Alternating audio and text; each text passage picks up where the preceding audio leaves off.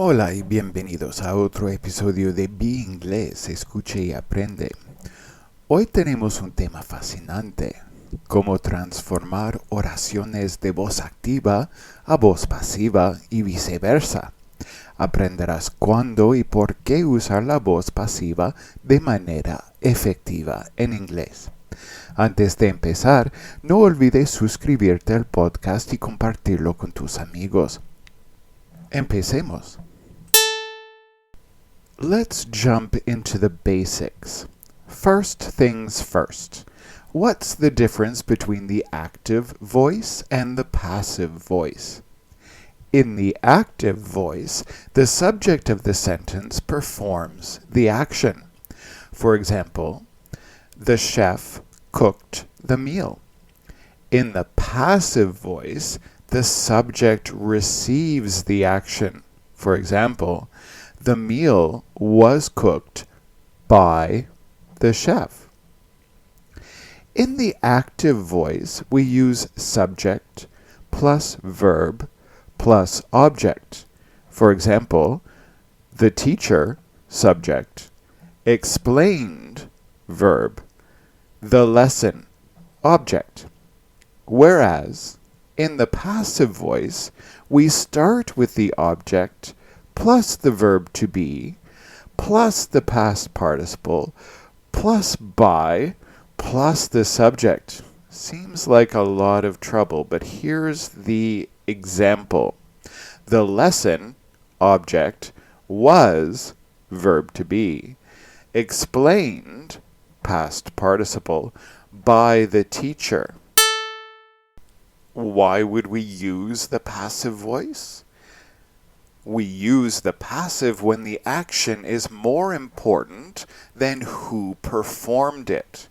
For example, the documents were signed yesterday. We don't need to say who signed them. Or, when the doer is unknown or unimportant. For example, the lights were left on all night. We don't know who left them on. Or, to sound formal or objective, we often use the passive voice in scientific or business contexts. For example, the experiment was conducted to gather data. Let's review a couple of examples of switching. We'll transform these sentences from active to passive. First example, active sentence. The company launched a new product. Passive. A new product was launched by the company. And the second example, passive sentence. The report was written by Sarah. And the active would be Sarah wrote the report. Not all sentences can easily switch from active to passive. For example, with the active sentence, she has a dog, if we say a dog is had by her, this sounds very strange to an English speaker. Let's try a quick activity. I'll say an active sentence, and you can pause and transform it into the passive voice. Number 1. The manager scheduled the meeting.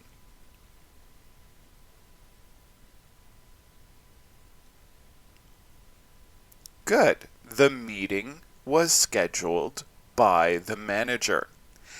And number 2. The team completed the project on time.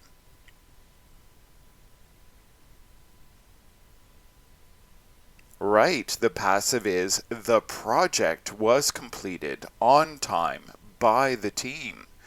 Good job. Practice these transformations to get the hang of it.